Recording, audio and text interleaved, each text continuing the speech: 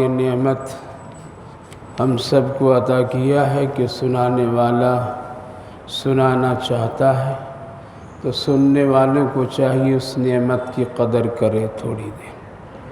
اللہ اس سے بہت ساری نیکیاں اور پریشانیوں کو ختم کرتا ہے، نیکیاں عطا کرتا ہے۔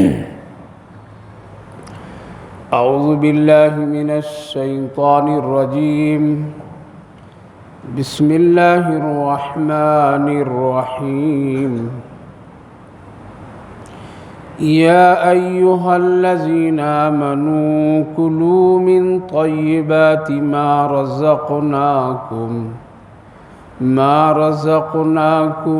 واشکروا للہ ان کنتم ایاہ تعبدون۔ انما حرم علیکم المیتۃ والدم ولحم الخنزیر وما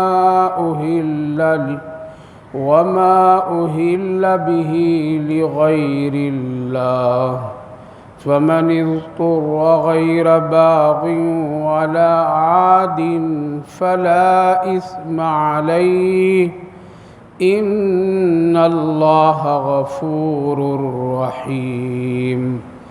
ان الذین یکتمون ما انزل اللہ من الکتاب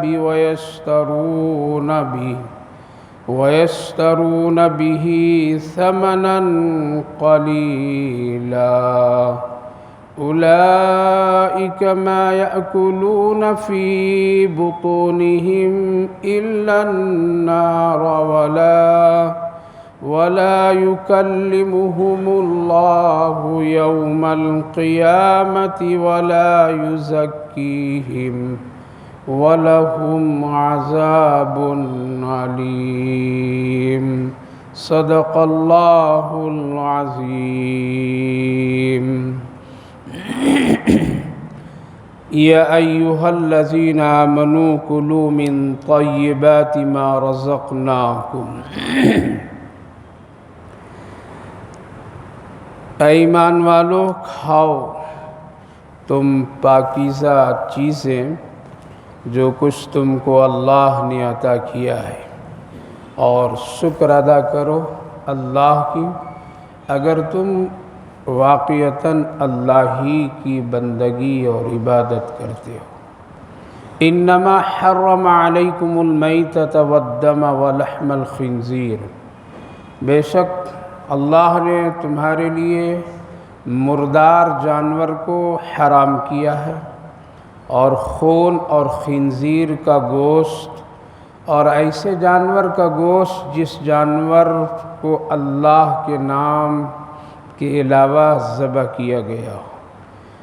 ہاں، فمن اضطر غیر باغ ولا عاد فلا اثم علیہ، اضطراری حالات، بھوک کی شدت میں اس کا استعمال کرنا کوئی حرج نہیں، ہاں زیادتی نہ ہو اور نافرمانی نہ ہو۔ ان اللہ غفور الرحیم، بے شک اللہ تعالیٰ بہت معاف کرنے والا ہے، نہایت ہی رحم کرنے والا ہے۔ بھائی اور بزرگوں، اللہ تعالیٰ نے ہم سب کو اس دنیا میں پیدا کیا ہے تو ہماری پوری زندگی کا نظام اور پوری زندگی کا مالک اللہ ہے۔ وہی کھلانے والا ہے، پلانے والا ہے، اور وہی زندگی کی پوری ضروریات کو پوری کرنے والا ہے۔ لہٰذا اللہ تعالیٰ نے اپنے بندوں کے سلسلے میں زیادہ جانتا ہے کہ اس کو کس طرح کی چیز کھلانا ہے اور کیا اس کو کھانا چاہیے، اس کے کھانے سے کیا فائدے ہیں اور کس چیز کے کھانے سے کیا نقصان ہے۔ جس طرح سے آدمی جب بیمار ہو جاتا ہے تو ڈاکٹر کو معلوم ہوتا ہے کہ اس مریض کو کیا کھانا دینا ہے، کیا دوا دینی ہے، کس سے اس کی صحت اچھی رہے گی اور کس سے یہ تندرست رہے گا۔ پھر وہ ڈاکٹر ہدایت کرتا ہے کہ یہ چیز تمہارے لیے کھانا ضروری ہے، اسی کو کھانا، دوسری چیز کو مت کھانا۔ اللہ تعالیٰ بھی ہم سب کے سلسلے میں خوب اچھی طرح جانتا ہے کہ تم کو دنیا میں کیا کھانا ہے، اسی لیے کھانے پینے کی چیزوں میں اللہ نے کچھ کو حلال کیا ہے اور کچھ کو حرام کیا ہے، یعنی کچھ چیزیں ایسی ہیں جس کو اللہ نے پیدا تو کیا ہے لیکن وہ ہمارے اور آپ کے لیے حرام کر دیا ہے، منع کیا اس کو مت کھانا، اور بعض ایسی چیزیں ہیں جس کو اللہ نے حلال کیا ہے اور اس کے فائدے بتائے، حلال میں یہ تاثیر ہے، حلال میں تمہارے لیے یہ اچھائیاں ہیں، حرام میں یہ خرابیاں ہیں، اور ان میں سے بنیادی چیز صحت کے اعتبار سے نہیں کہ حرام چیز کو کھا لے تو صحت میں کچھ فرق آ جائے، فرق نہیں آئے گا۔ آج بہت سارے لوگ حرام کھا رہے ہیں لیکن صحت مند ہیں، تندرست ہیں، طاقتور ہیں، سب کچھ ہیں، تو یہ مٹی کا جو یہ جسم ہے اس کے حرام سے فرق اتنا نہیں آتا ہے، لیکن حرام سے جو فرق آتا ہے وہ روح پر آتی ہے، روحانیت پر آتی ہے، اور روح سے جتنے بھی تعلقات ہوتے ہیں ان ساری چیزوں میں فرق آتا ہے۔ مثال کے طور پر میں روح کی غذا نماز ہے تو حرام کی وجہ سے نماز میں فرق آ جائے گا، روح کی غذا قرآن کریم کی تلاوت ہے اس میں فرق آ جائے گا، روح کی غذا اللہ سے مانگنا دعا کرنا اس میں فرق آ جائے گا، روح کی غذا ہے نیکیاں، آدمی اچھائی کرے، اچھے اخلاق سے رہے، پیار محبت سے رہے، اس سے روح کو اطمینان اور خوشی ہوتی ہے، لہذا حرام سے اس میں فرق آ جاتا ہے کہ جب آدمی کوئی حرام کھاتا ہے تو اس کی نمازوں سے دل ہٹ جاتا ہے، نماز وہ ٹھیک سے نہیں پڑھتا ہے لیکن اس کے اندر میں وہ نماز کی اثرات اور جو خوشنمائی اور خوبصورتی ہونی وہ چیز حاصل نہیں ہوتی ہے۔ حرام چیز سے روح میں جو فرق ہے کہ اس کی زبان سخت ہو جاتی ہے اور اس سے گالی گلوچ، بدتمیزی، دوسروں کو تکلیف اور اذیت کی چیزیں وہ بولنے لگتا ہے، یہاں تک کہ اس کے اثرات اتنے ہوتے ہیں کہ وہ ماں باپ بہن بھائی کو بھی نہیں سمجھتا ہے، اور پھر وہ حرام کی اثرات اس طرح ہے کہ پھر وہ آہستہ آہستہ نیکی سے ہٹ جاتا ہے اور گناہ کا قریب زیادہ ہو جاتا ہے، نیکیوں میں اس کا دل نہیں لگتا ہے اور گناہ میں اس کی بڑی دلچسپی ہوتی ہے، شوق سے کرتا ہے، اس کے لیے وہ ہمیشہ تیار ہوتا ہے، لیکن نیکی کے کام چاہے چھوٹی کیوں نہ ہو اس کو بہت مشکل لگتا ہے۔ اس کی ایک مثال دیتا ہوں، مثال کے طور پر میں والد ہے گھر میں، ماں باپ ہے گھر میں، ایک آدمی بیٹا موجود ہے، باپ کو ذرا ضرورت ہے، اس نے یہ کہہ دیا کہ بیٹا ذرا میرا فلاں کام کر دو، یا گلاس پانی لا کے مجھے پلا دو، یا میرا کپڑا اٹھا کے لا دو، لیکن یہ ایک چھوٹا سا کام ہے جو کوئی مشکل نہیں، لیکن ایک آدمی کرنے کے لیے تیار نہیں ہوتا، جواب دے دیتا ہے خود اٹھ کر کے لے لیجئے، خود اٹھ کر کے کر لیجئے، ہم نہیں کریں گے، یہ دوسروں کی طرف وہ ٹال دیتا ہے۔ یہ کیا ہے؟ یہ حرام اور گناہوں کے اثرات ہوتے ہیں۔ اگر وہ حرام نہیں کھا رہا ہے لیکن گناہ کر رہا ہے تو گناہ کا اثر یہ ہوا کہ وہ ماں باپ کے نافرمان بن گیا، اور یہ چھوٹی چھوٹی چیزوں میں اس کو تجربہ کرتے رہیے کہ ایسا تو نہ ہو کہ یہ گناہ کا اثر۔ اس لیے تعلیم کی تو کمی ہے نہیں آج، کیا تعلیم کی کمی ہے؟ نہیں کمی ہے، ہر آدمی پڑھا لکھا ہے، ہر بچہ پڑھا لکھا ہے، ہر بچے کے اندر میں آج شعور ہے، اچھا اور برا کی پہچان بچوں میں آج بھی موجود ہے، لہذا تعلیم کی تو کمی نہیں ہے، پھر آخر یہ ایک چھوٹا سا کام کرنے کے لیے ایک اولاد تیار کیوں نہیں ہو رہا ہے؟ اس کا اثر گناہ کا اثر ہے۔ کیا ہے؟ یہ جو تیار نہیں ہو رہا ہے اس کا گناہ نے اس کو تیار کرنے نہیں دے رہا ہے، یہ حرام چیزیں اس کو اس لیے تیار ہونے نہیں دے رہا ہے۔ اس لیے دونوں کے نقصان اور فائدے اللہ رب العالمین نے بیان فرمایا ہے، اس لیے ہمیشہ مسلمان کو چاہیے حلال چیزیں کھائے، پاکیزہ چیزیں کھائے، صاف ستھری چیزیں کھائے، جس کے اندر میں شک ہو ویسی چیزوں کو نہ کھائے، ناپاک چیزوں کو نہ کھائے، دیکھنے میں اگرچہ وہ لگے۔ ان میں سے طیب سے علماء مفسرین ایک بات بڑی عجیب و غریب لکھتے ہیں، پاکیزہ تو ہو، کھانا بھی حلال ہے، پاک صاف بھی ہے، پاک برتن میں پکایا گیا، پاک برتن میں لا کے پیش کیا گیا، جگہ بھی بالکل پاک صاف ہے، اپنا گھر ہے، کوئی اس کے اندر میں گندگی اور کسی طرح کوئی خرابی نہیں، لیکن طیب کا ایک مطلب یہ ہے کہ تم کھاؤ لیکن سنت کے مطابق کھاؤ، سنت کے مطابق کھاؤ، ایک ایمان والے کے لیے سنت کے مطابق کھانا پینا ضروری ہے۔ کیا ہے سنت؟ کیا ہے سنت؟ بیٹھ کر کے کھائیے۔ ایک آدمی حلال کھا رہا ہے، ایک آدمی پاکیزہ چیز کھا رہا ہے، لیکن کھڑے کھڑے کھا رہا ہے، طیب کے خلاف، سنت کے خلاف۔ ایک آدمی چلتے چلتے کھا رہا ہے، طیب کے خلاف، سنت کے خلاف۔ ایک آدمی کھا رہا ہے لیکن ادب احترام سے نہیں کھا رہا ہے، بیٹھا نہیں ٹھیک ہے، اور جو رسول پاک علیہ الصلاۃ والسلام نے جو کھانے کا طریقہ بتایا اس طریقے کے خلاف کھا رہا ہے، تو گویا کہ سنت کے خلاف کھانا پینا یہ بھی ایک ایسی چیز ہے جس سے ہم کو اور آپ کو بچنا چاہیے۔ کبھی کبھی ایسا ہوتا ہے کہ سنت کے خلاف آدمی کھاتا پیتا ہے، اس کھانے کا بھی اثر ہوتا ہے جس کی وجہ سے نیکی کی طرف دل مائل نہیں ہوتا ہے، جو برکتیں اس کو اللہ رب العالمین ختم فرما دیتا ہے۔ تو اللہ تعالیٰ نے فرمایا اے ایمان والو تم پاکیزہ چیز کھاؤ، اور جو بھی کھاؤ کھانے کے بعد میرا شکر ضرور ادا کرو۔ واشکروا للہ، تمہارے کھانے کی برکت، کھانے میں برکت میرے شکر سے پیدا ہو۔ شکر ہمیشہ ادا کرنی چاہیے، اس لیے ناشکری کھانے کے بعد ایک ایمان والے کے لیے مناسب نہیں ہے۔ اس لیے آقا کریم صلی اللہ علیہ وسلم نے کھانے کے بعد کی دعا باضابطہ آپ نے فرمایا، آپ نے طریقہ بتایا، کھانے سے پہلے بھی ہاتھ دھو لو، کھانے کے بعد بھی ہاتھ دھو لو، اور فوراً دعا پڑھو، اور کھانے سے پہلے بھی دعا پڑھو۔ حدیث پاک میں نبی کریم علیہ الصلاۃ والسلام نے ارشاد فرمایا جب تم گھر میں داخل ہو تو سلام کرو فوراً، اس میں بالکل کوتاہی نہ کرو، اور جب کھانے کے لیے تم بیٹھو تو بسم اللہ ضرور پڑھو۔ اس کے دو فائدے یہ ہیں کہ جب سلام کرو گے تو شیطان گھر سے نکل جاتا ہے، وہ کہتا ہے کہ اب اس گھر میں ہمارے لیے کوئی جگہ ٹھہرنے کے نہیں ہے، وہ سلام کی وجہ سے وہ ڈر جاتا ہے، اور وہ کہتا ہے کہ یہاں مسلمان لوگ ہیں، یہاں ایمان والے لوگ ہیں۔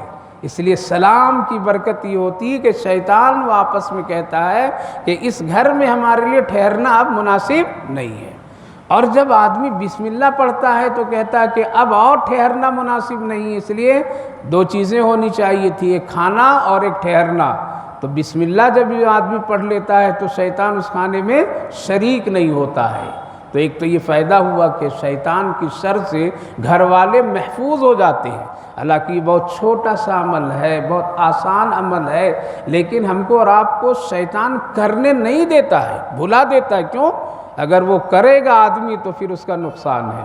اس لیے شکر کا یہ ہے کہ جو طریقہ نبی کریم علیہ الصلاۃ والسلام نے ارشاد فرمائے اس پر عمل کرنا چاہیے۔ کھانے کے بعد کی دعا پڑھ لینا یہ شکر کی علامت ہے۔ الحمدللہ الذی اطعمنا وسقانا وجعلنا من المسلمین، اے اللہ آپ ہی نے کھلایا، آپ ہی نے پلایا، ہم کو شکر گزار مسلمان بنائیے، شکر ادا کرنے والا مسلمان بنائیے، نہ شکری کرنے والا نہ بنائیے۔ مسلمان تو پہلے سے ہیں، لیکن ایسا مسلمان بنائیے جو مسلمان شکر ادا کرتا ہو آپ کا۔ وجعلنا من المسلمین۔ تو میرے بھائیو بزرگوں، کھانے پینے کی جو بھی چیزیں ہو، چاہے آپ باہر کھائیں یا گھر کے اندر کھائیں، یا آپ کھانے کی شکل میں جو روز مرے کی وہ کھائیں، یا آپ چھوٹی سی چیز کوئی چیز کھا رہے ہو یا کوئی پھل فروٹ کھا رہے ہو، اس پر بھی اللہ کا شکر ادا کرنا چاہیے۔ اللہ نے فرمایا تھا حرام سے بچو اور حلال کھاؤ۔ کیا چیزیں حرام؟ چند چیزوں کا ذکر یہاں اللہ فرمایا، انما حرم علیکم المیتۃ، اے لوگو تمہارے لیے ہم نے بالکل حرام کر دیا ہے مردہ۔ مردہ مطلب جانور حلال ہے لیکن وہ مر گیا فطری طور پر میں، یا کوئی اس کو ڈنٹے سے مار دیا، ذبح نہیں کیا، مر گیا، یا کہیں وہ جانور ٹکر لگ کر کے گر گیا اور مر گیا، جانور تو ہے حلال، لیکن اب یہ کیا ہو گیا؟ یہ مردے کا حکم میں ہو گیا۔ اب اس مردے کا گوشت کھانا حرام ہو گیا۔ کیا ہو گیا؟ حرام ہو۔ اس مردے جانور کو بیچ کر کے پیسہ بھی لے لینا یہ بھی کیا ہے؟ حرام ہے۔ مردار کی تجارت اسلام میں جائز نہیں ہے۔ کبھی کبھی ایسا ہوتا ہے چلو مر گیا ہے جانور، حلال تو ہے لیکن ہم نہیں کھائیں گے، دوسرے لوگ تو کھائیں گے، لہذا بہت سارے ایسے لوگ کرتے ہیں کاٹ چھاٹ کر کے اس کو بیچ دیتے ہیں، یا مردہ جانور کسی کو بلا کر کے اس کو دے دیتے ہیں، لے جا بھائی ابھی ابھی مرا ہے، تازہ ہے، جا کر کے کھا لو۔ ایک مسلمان کے لیے بیچنا بھی حرام ہے اور اس کا کھانا بھی حرام ہے۔ آج یہ عمل اتنا ہو رہا ہے اور اتنا لوگ کھلا رہے ہیں کھا رہے ہیں، اللہ ہی حفاظت فرمائے۔ مرغیاں مر جاتی ایک دن میں سینکڑوں، آرڈر پر سب مردے مرغیوں کو سپلائی لوگ کر دیتے۔ کون دیکھ رہا ہے؟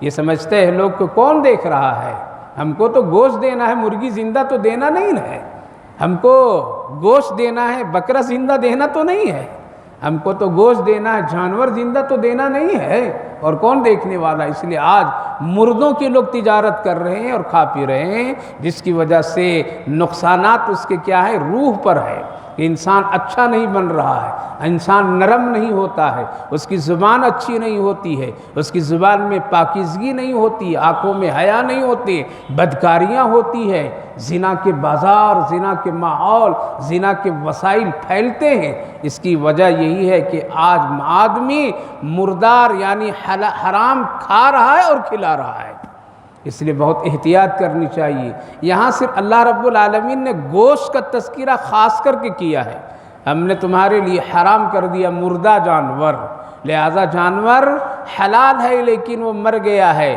کسی کے مارنے کی وجہ سے، گرنے کی وجہ سے، ٹکر لگنے کی وجہ سے گرا اور ابھی ہے تھوڑی سی زندگی اس میں ہے لیکن ذبح نہیں کر سکا، لہذا وہ مردہ ہو گیا، تو اس کا بیچنا بھی کھانا بھی سب کیا ہے؟ حرام ہے۔ والدم، اور خون بھی تمہارے لیے میں نے حرام کیا ہے۔ کیا کیا؟ خون۔ خون چاہے وہ جانور کا ہو چاہے خون انسان کا ہو، دونوں حرام ہے۔ انسان کا خون بھی نہیں بیچا جا سکتا ہے اور نہ خریدا جا سکتا ہے، وہ مسئلہ الگ ہے کہ کسی کی زندگی بچانے کے لیے، کسی کی بیماری اور عذر میں وہ الگ مسئلہ ہے، لیکن عام حالت میں مردہ جانور کا بھی یا حلال جانور کا بھی کسی طرح سے بھی اس کا خون بیچنا جائز نہیں ہے۔ اسی طرح سے ایک انسان بھی اپنے خون کو تجارت کی شکل میں بیچ نہیں سکتا، حرام ہے، نہ کوئی لے سکتا ہے۔ ہاں مجبوری میں کوئی اخلاقاً کسی کو دے دیا جان بچانے کے لیے، اور پھر اس پر کوئی آدمی اس کی صحت کے لیے کچھ دے دیا، لو بھائی تم کھا پی لو گے، تمہارے جسم سے خون نکلا ہے، ذرا کچھ کھا پی کر کے طاقت بن جائے گی، پھر خون بن جائے گا، وہ الگ مسئلہ ہے۔ لیکن سودا کر لینا، ہم تجھے 2 بوتل اپنے جسم سے خون نکال کر کے دیں گے، اس پر میں اتنے ہزار، یہ حرام ہے۔ یہ کیا ہے؟ حرام ہے۔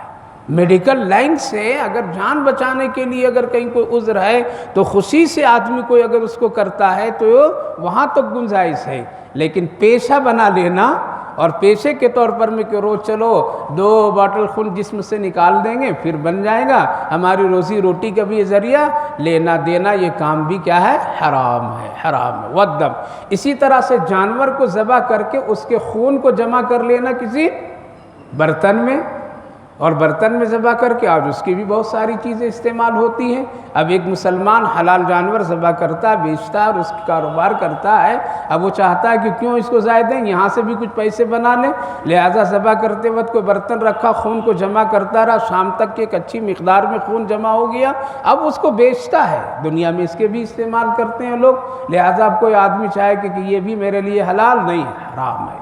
کیوں؟ خون اس لیے حرام ہے اور اس کی تجارت حرام ہے، اس لیے کہ خون ناپاک ہے، اور اسلام میں ناپاک چیز کی تجارت کیا ہے؟ حرام ہے۔ شراب جس طرح سے حرام ہے اسی طرح سے خون بھی، ہاں شراب کی کچھ نوعیت الگ ہے اور خون کی نوعیت الگ ہے، لیکن حرمت میں دونوں برابر ہے۔ اللہ رب العالمین نے جہاں شراب کو حرام ہونے کا حکم دیا وہی ساتھ ساتھ خون کا بھی دیا، والدم، لہذا حلال جانور ہو یا انسان ہو، کسی کا بھی ہو، خون کی تجارت مسلمان کے لیے حرام ہے، حرام ہے۔ ولحم الخنزیر، اور خنزیر یعنی سور جس کو کہتے ہیں، خنزیر جس کو کہتے ہیں، اس کا گوشت بھی حرام ہے۔ سوال یہ پیدا ہوتا ہے کہ اللہ رب العالمین نے خاص کیوں کیا اس کا گوشت؟ اس کا گوشت، خنزیر مکمل حرام ہے، اس کے کسی بھی چیز کا استعمال مسلمان کے لیے جائز نہیں ہے، مکمل۔ لیکن گوشت میں اس لیے نام لے کر کے کر دیا اللہ تعالیٰ نے کہ زیادہ تر اس کے استعمال اس کو کرتے ہیں لوگ، تو کہیں لوگ اس طرح سے نہ ہو کہ یہ سمجھیں کہ نہیں یہ حرام ہے اور اس کا حلال ہونا کسی وجہ سے جائز ہو جائے، نہیں، اس لیے خاص نام لیا۔ یہ نجیس العین جانور ہے، بہت ناپاک جانور ہے، اللہ نے قدرتی طور پر میں اس کو حرام بنا کر کے پیدا کیا ہے۔ ہاں دوسرے لوگ اس سے حرام چیزوں میں بھی بہت سارے نفع کی چیزیں ہوتی ہے تو اس سے دوسری چیزوں میں نفع اس کے استعمال کر لیتے ہیں لوگ، لیکن ایک مسلمان کے لیے جائز نہیں ہے۔ آج اس بلا میں سب لوگ پھنس گئے ہیں، کیا ہے؟ سب پھنسے ہوئے ہیں۔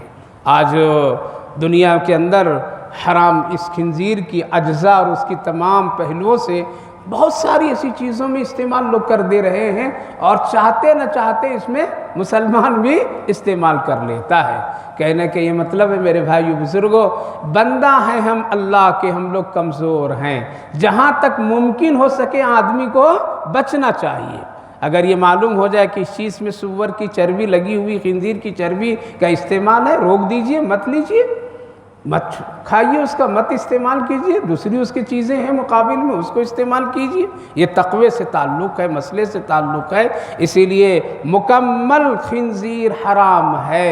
اس کی کسی طرح سے بھی کوئی بھی چیز، نہ ہڈی اس کا استعمال کر سکتے ہیں، نہ چمڑے اس کے استعمال کر سکتے ہیں، نہ اس کی چربی استعمال کر سکتے ہیں۔ بعض ایسے حرام جانور ہیں جن کی ہڈیاں استعمال ہو کرتے ہیں، لوگ چمڑے بھی اس کے استعمال کرتے، دباغت دینے کے بعد میں اس کو پاک صاف کرنے کے بعد میں اس کے چمڑے استعمال لوگ کر سکتے ہیں، لیکن خنزیر کا چمڑا بھی اسلام میں جائز نہیں، حرام ہے، وہ بہت سخت اور نجیس العین جانور ہے، بچنا چاہیے۔ لوگ پڑھے لکھے لوگ ہیں، چیزوں میں دیکھو کس میں کیا چیز ہے، اور آج اس کا دیکھنا اور سننا اور پہچاننا بہت آسان ہے، اس میں تدبیر اور غور و فکر کرنا چاہیے، خود بھی بچیے، بچوں کو بھی بچائیے، دوسروں کو بھی بچائیے۔ وما اہل بہ لغیر اللہ، ایسے جانور جس جانور پر اللہ کا نام نہیں پڑھا گیا بلکہ کسی اور کا نام لے کر کے ذبح کر دیا گیا، یہ بھی جانور کیا ہے؟ حرام ہے۔ ایک جانور ہے لیکن بسم اللہ اللہ اکبر پڑھنا چاہیے، لیکن بسم اللہ اللہ اکبر نہیں پڑھا بلکہ کسی بزرگ کا نام لے لیا، کسی ولی کا نام لے لیا، کسی بت کا نام لے لیا اور ذبح کیا، حرام۔ دوسرا مسئلہ علماء کرام لکھتے ہیں کہ ایک آدمی جانور کو پالا اس نیت سے کہ ہم فلاں بزرگ کے لیے ہم ذبح کریں گے، نذر و نیاز کریں گے، اور وہ جانور بڑا ہو گیا، اب ذبح تو کر رہا ہے وہ بسم اللہ اللہ اکبر، لیکن پرورش اس کی کس نیت سے ہوئی تھی؟ اس کو تیار کس نیت سے کیا گیا؟ اس کو کھلایا پلایا گیا کس نیت سے؟ اس نیت سے، لہٰذا وہ بھی کیا ہے؟ حرام ہے، حرام ہے۔ لہٰذا جانور کے سلسلے میں بھی بہت احتیاط۔ آج آدمی لوگ، بہت سارے مسلمان لوگ کسی ولی کسی بزرگ کے نذر و نیاز کے لیے ایسے کام کر دیتے ہیں جس کا استعمال حرام ہے۔ وما اہل بہ لغیر اللہ، اللہ کے علاوہ کوئی دوسرا اس کے لیے نذر و نیاز یا نام لیا گیا ہو تو پھر کیا ہے؟ وہ جانور حرام۔ اللہ اب بتا رہا ہے فَمَنِ اسْتُرَّ غَيْرَ بَاغٍ وَلَا عَادٍ فَلَا إِثْمَ عَلَيْهِ۔ ہاں اللہ کتنا بڑا رحیم ہے، کریم ہے۔ ہاں اگر تم کو بھوک لگی ہے اور تمہارے پاس جان بچانے کے لیے کوئی دوسری چیز نہیں ہے، ایک شکل ایسی جگہ پر ہے یا ایسے مقام پر ہے جہاں حلال چیز ملتی ہی نہیں ہے سوائے حرام کی، اور وہ حرام ایسی کہ اب ہم کو بہت ہی تقاضا ہے، اگر نہ کھائیں تو جان میرے خطرے میں ہے، صحت ہماری خطرے میں ہے، اس وقت استعمال کر سکتے ہیں۔ لیکن شرط یہ اللہ لگا دیا کہ اتنا نہیں کھانا شوق سے کہ پیٹ بھر جائے، شوق سے نہیں، رغبت سے نہیں، چلو بہت اچھا مل تو گیا، پیٹ بھر کر کے ایک آدمی کھا رہا ہے، خوشی خوشی سے کھا رہا ہے، اللہ نے دو قید لگا دیا، فَمَنِ اسْتُرَّ غَيْرَ بَاغٍ وَلَا عَادٍ، میری نافرمانی کر کے بھی نہیں کھانا اور شوق سے رغبت سے بھی نہیں کھانا، ہاں مجبوری میں جان بچانے کے لیے کہ کھا لوں، آگے چل کر کے حلال چیز ملے گی، ہم وہاں پیٹ بھر کر کے کھا لیں گے۔ ایک آدمی کو پاس ایسے حالات آ گئے ہیں کہ ایک آدمی بالکل دکھا رہا ہے گولی، کھاؤ تم کو کھانا پڑے گا، نہیں کھاؤ گے تو مار دیں گے، اللہ کتنا بڑا کریم ہے، کہا کہ کھا لو جان بچانے کے لیے، پھر ہم معاف کر دیں گے، معافی مانگ لو۔ لہذا جان بچانے کے لیے، صحت بچانے کے لیے اللہ رب العالمین نے اضطراری کیفیت اور حالات میں دو قید کے ساتھ میں حرام کو حلال کیا ہے. کیا؟ تم رغبت سے نہیں کھانا، شوق سے نہیں کھانا، مجبوری سمجھ کر کے کھانا. اگر اس طرح سے کھاؤ گے تو یہ کھانا تیرے لیے کیا ہے؟ وقت پر حلال ہے. ہم اس پر بات پرس نہیں کریں گے. ان اللہ غفور الرحیم، بے شک اللہ تعالیٰ بہت معاف کرنے والا، نہایت رحم کرنے والا ہے. میرے بھائیو بزرگو، اللہ رب العالمین نے فرمایا اے لوگو حلال کھاؤ، لیکن حلال میں بہت ساری چیزیں ہیں اور حرام کی بھی بہت ساری چیزیں ہیں، لیکن یہاں خاص کر کے گوشت سے متعلق چیز کو اللہ نے ذکر فرمایا. کیوں؟ آج ہم لوگ گوشت زیادہ استعمال کرتے ہیں، اس میں احتیاط لوگ نہیں برتتے ہیں. اس میں احتیاط، سفر میں چلے جائیے اگر گوشت نہیں ملے تو بڑی پریشانی، ڈھونڈتے پھرتے ہیں کون سا ہوٹل ہے گوشت کا، کہاں ہے. لہٰذا اللہ اسی لیے بچا رہا، پتہ نہیں تمہارے کہاں حرام چیزیں آ جائیں. واقعہ تو میں سنایا ہوگا کبھی، حضرت امام ابو حنیفہ علیہ الرحمہ کی خدمت میں ایک شخص آیا اور کہا کہ حضرت ہماری بکری چوری ہو گئی ہے. کہا کہ اچھا چوری ہو گئی تو تلاش کرو. بہت تلاش کیا لیکن ملی نہیں بکری ابھی تک کی، آپ دعا کر دیجیے. تو حضرت نے کہا کہ ٹھیک ہے دعا تو کر دوں. دعا کر دیے، جاؤ اللہ کرے مل جائے. لیکن حضرت کے دل میں ایک بات پیدا ہوئی، بکری چوری ہو گئی تو چوری کر کے بکری کو لوگ کریں گے کیا؟ اس کو تو ذبح ہی کریں گے. کہیں ایسا تو نہ ہو کہ کسائی کی دکان میں وہ چوری والی بکری آ گئی ہو اور وہ ذبح کر دیں، اور کب کریں یہ ہم کو بھی معلوم نہیں. لہٰذا وہ اٹھتے ہیں اور جاتے ہیں بکری والوں کے پاس، ایک سے دو چار لوگوں کے پاس میں جا کر کے معلوم کرتے ہیں ایک بکری فطری طور پر کتنے دنوں تک زندہ رہ سکتی ہے. 1 سال 2 سال 4 سال 5 سال کتنے دنوں تک کے، اگر اس کو ذبح نہیں کیا جائے تو فطری زندگی اس کی کتنی ہے، کتنے سال تک وہ بکری زندہ رہ سکتی ہے. کسی نے کہا کہ 10، کسی نے کہا 8، کسی نے کہا 12. کئی لوگ اپنے تجربے سے بتائیں کہ ایک بکری زیادہ سے زیادہ 12 سال تک کے، ایک بکری زیادہ سے زیادہ 8 سال یا 10 سال، اسی کے درمیان میں اس کی زندگی ختم ہو جاتی ہے. اور کوئی اکا دکا کوئی زیادہ لمبی عمر، لیکن عام طور پر بھی یہ ہے. جیسے آج عام حالات میں انسانوں کی عمر کتنی ہے؟ عام حالت میں 50 60 70 80، بس اس سے زیادہ کوئی 90 100 گیا تو بہت ورلڈ ریکارڈ بنانے والا بن جاتا ہے. لیکن اسی درمیان بھی اس امت میں عمریں ختم ہو جاتی ہے. تو حضرت مسئلہ تو سب سے معلوم کر لیے، نوعیتیں معلوم کر لیے، اور آ کر کے اپنے گھر میں 12 سال تک کے کیا کیے، گوشت لانا بند کر دیے. نہیں کھائیں گوشت کہ پتہ نہیں کب وہ بکری کس کی دکان میں آ جائے اور چلتے پھرتے میرے گھر میں گوشت آ جائے اور ہم کو کھانا پڑ جائے. اسی لیے وہ روک دیے اپنے آپ کو. ایسے ہی نہیں وہ لوگ امام ابو حنیفہ بن گئے، ایسے لوگ نہیں ان کے اقتدا کرنے والے اتنے ہیں. ایسے ہی نہیں کہ وہ ان کا نام اتنا مشہور اللہ نے کیا، تقوی والے آدمی تھے. آج ہم لوگ کو 12 دن اگر گوشت نہ ملے تو پاگل ہو جائے مسلمان. ایسا صرف جمعہ کو اگر گوشت نہیں ملتا ہے تو گھر میں جا کر کے لوگ بولنے لگتے ہیں آج تو جمعہ پھیکا پھیکا لگ رہا ہے، گوشت بھی نہیں بنا، کچھ نہیں بنا. سنڈے اتوار اگر آ جائے تو اس دن گوشت نہ ملا تب بھی پریشانی. تو میرے بھائیو بزرگوں، اللہ جانتا تھا کہ ہمارے بندوں کی کمزوریاں کیا ہے، اس لیے زیادہ تر صراحتاً قرآن کریم میں حرام گوشت کا تذکرہ کیا. کیوں؟ دوسری بات علماء مفسرین لکھتے ہیں گوشت کا حرام ہونے میں اس کے جو نقصانات ہیں وہ براہ راست خون پر اس کا اثر ہوتا ہے، اور ہماری صحت کیا ہے؟ خون سے زندہ رہتی ہے. یعنی صحت ہماری اچھی جو ہوتی ہے خون سے، خون جتنا اچھا ہوگا اتنا ہی کیا ہوگا؟ صحت بھی اچھی ہوگی. لہٰذا اس کے اثرات ظاہر اور باطن روح پر ہوتے ہیں. اسی لیے اللہ تعالیٰ نے نام لے کر کے وَالدَّمُ وَلَحْمَ الْخِنْزِيرِ میتا، یہ سب نام کا ذکر فرمایا. لہٰذا بچنا چاہیے، احتیاط کرنا چاہیے جتنا ممکن ہو سکے. ان الذین یکتمون ما انزل اللہ، بے شک کچھ ایسے لوگ ہیں جو لوگ اللہ کی نازل کردہ آیات اور اس کے حکم جو کتاب میں ہے اس کو لوگ چھپاتے ہیں. یعنی جو بتانا حق وہ نہیں بتاتے، جو حلال کہنا تو حلال نہیں کہتے ہیں، حرام کو حلال، حلال کو حرام، گڑمڑ کرتے رہتے، منہ دیکھ کر کے مسئلہ بتا دیتے ہیں، امیر اور غریب میں فرق کر کے مسئلہ بتا دیتے ہیں، یا اس سرے سے چھپا دیتے ہیں، کہتے نہیں ہیں. اللہ فرمایا ایسے لوگ ہیں جو لوگ ایسا کام کرتے ہیں. وَيَشْتَرُونَ بِهِ ثَمَنًا قَلِيلًا، یا تھوڑی سی کم قیمت کی وجہ سے ہماری آیات کو بیچ دیتے ہیں لوگ. یعنی بیچتے کے مطلب یہ ہے کہ وہ مسئلہ بتا کر کے کچھ لے لیتے ہیں.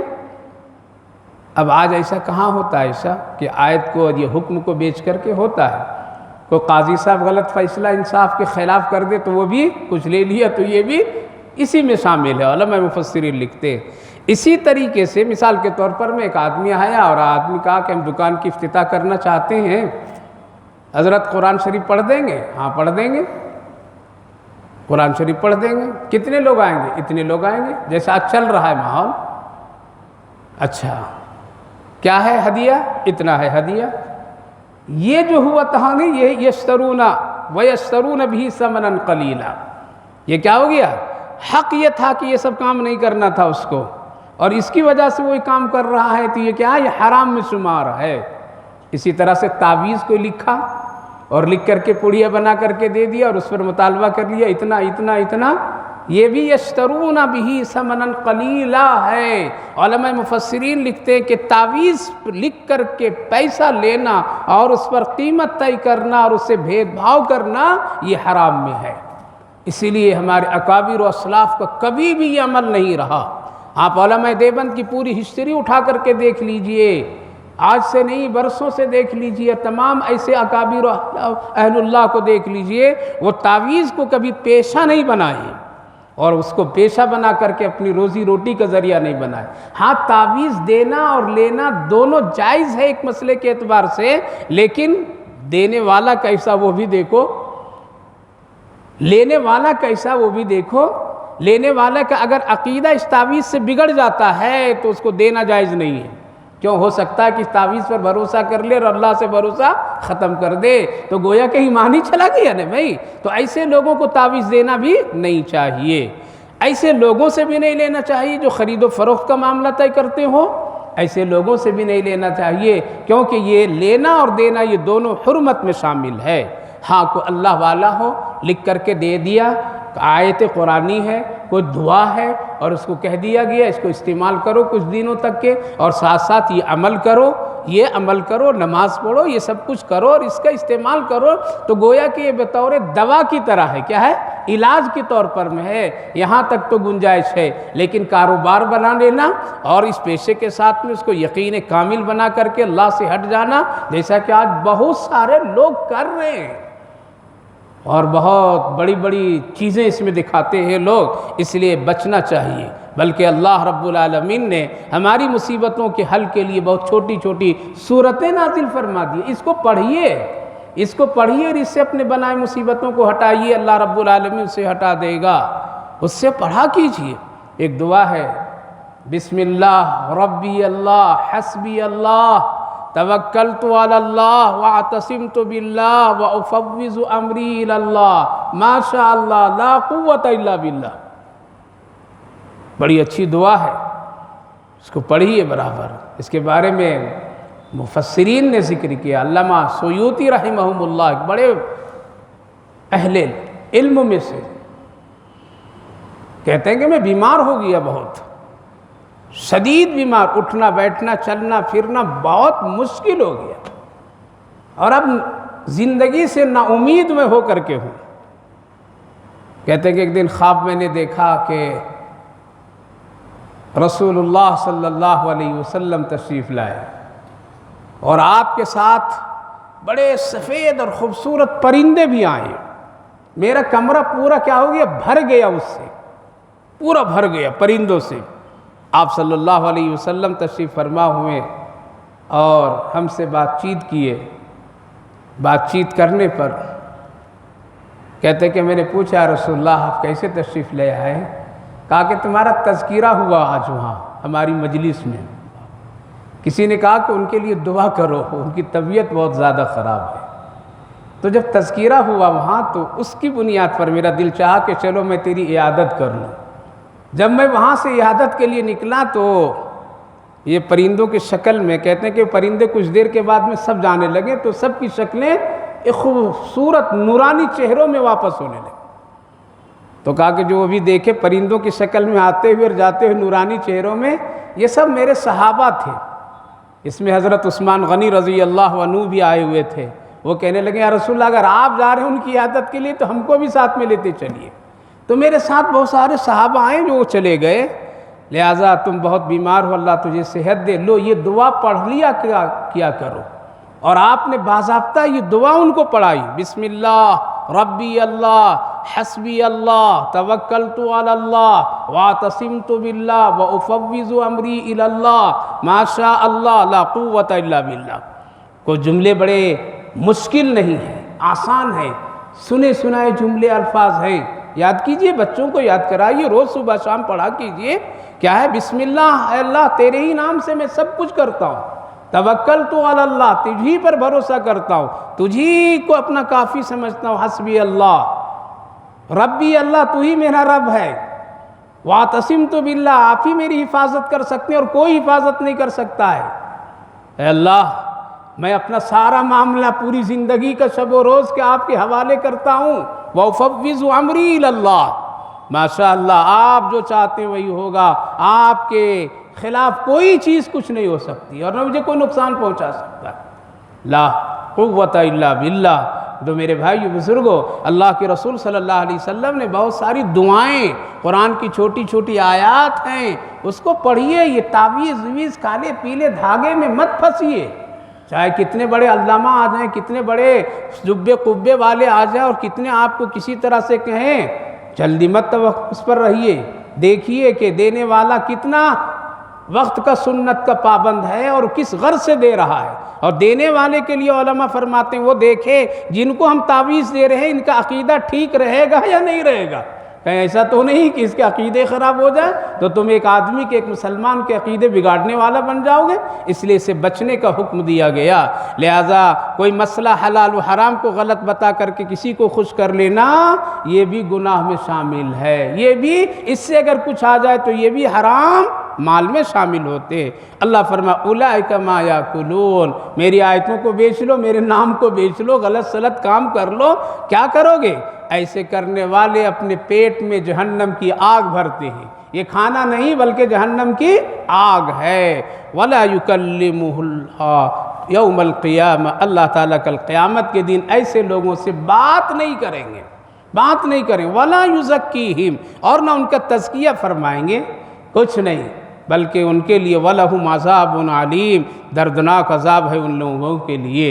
اولئک الذین اشتروا الضلالہ، ایسے لوگوں کا کام ضلالت کو ہدایت کے مقابلے میں اختیار کرتے ہیں، یعنی نیکی کو چھوڑ کر کے گمراہی کا راستہ اختیار کرتے ہیں اور مغفرت کو چھوڑ کر کے عذاب اختیار کرتے ہیں، ایسے کام کرنے والے فما اصبرہم علی النار، یہ جملہ کتنا پیارا ہے، کتنا یہ صبر کرنے والا ہوگا جہنم کی آگ پر، یعنی اللہ فرما رہا ہے کہ اتنی طاقت ہے تم کو کہ جہنم کی آگ پر تم صبر کر لو گے، تمہارے پیٹ میں جو حرام کاموں کی وجہ سے جو آگ ڈالے جائیں گے تو کیا تم صبر کر سکتے ہو؟ فما اصبرہم علی النار، یعنی کتنی اس کے اندر جرأت ہے، اور یہ جان بوجھ کر کے یہ کام کر رہا ہے، کیا اس کو جہنم کی آگ سے ڈر نہیں ہے؟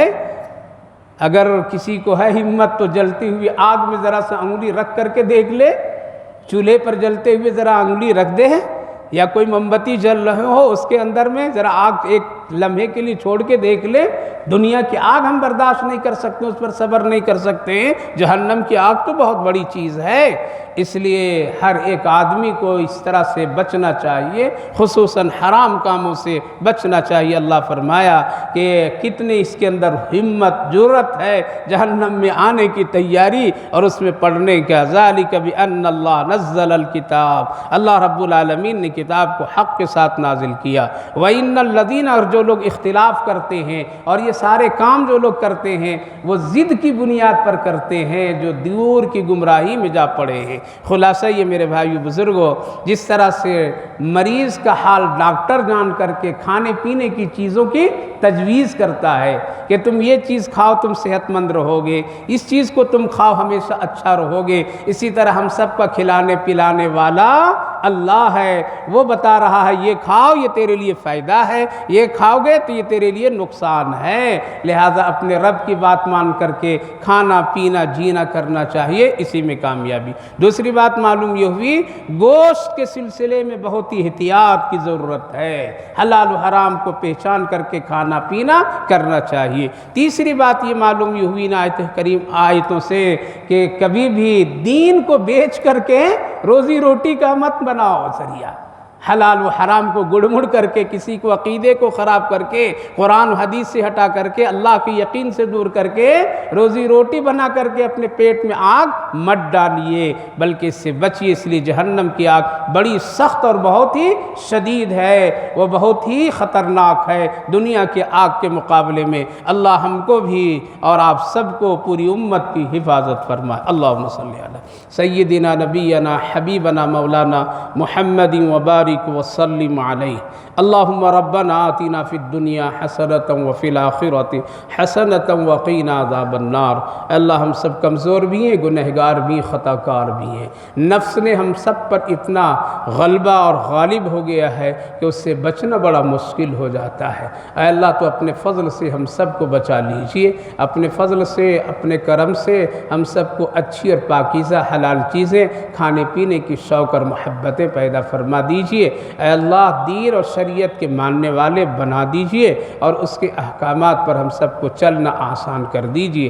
اے اللہ جہنم کی شدید اور سخت آگ سے ہم سب آپ سے پناہ مانگتے ہیں، ہم سب کی پوری حفاظت فرمائیے، رحم فرمائیے، کرم فرمائیے۔ اس مجلس قرآن کو بے حد قبول فرمائیے۔ جتنے بھائی بزرگ نوجوان بچے بیٹھے سنیں، اللہ سب کے آنے اور سننے کو قبول فرمائیے، آخرت کے لیے نجات کا ذریعہ بنا دیجئے، پاکیزہ روزی اور حلال روزی کا ہم سب کے لیے انتظام فرما دیجئے۔ اللہ امن سکون سلامتی نصیب فرمائیے، ہر طرح کی بلاؤں و مصیبتوں سے اللہ ہم سب کی پوری حفاظت فرمائیے۔ جو بیمار ہیں انہیں صحت و شفا نصیب فرمائیے، صحت مندوں کو سلامتی نصیب فرمائیے، جو لوگ دنیا سے جا چکے ہیں ان سب کی مغفرت فرما دیجیے۔ ہماری ان دعاؤں کو اپنے فضل و کرم رحمتوں سے قبول فرمائیے۔ صلی اللہ علی النبی وعلی آلہ وسلم۔ سبحان ربک رب العزت عما یصفون وسلام علی المرسلین والحمد للہ رب العالمین۔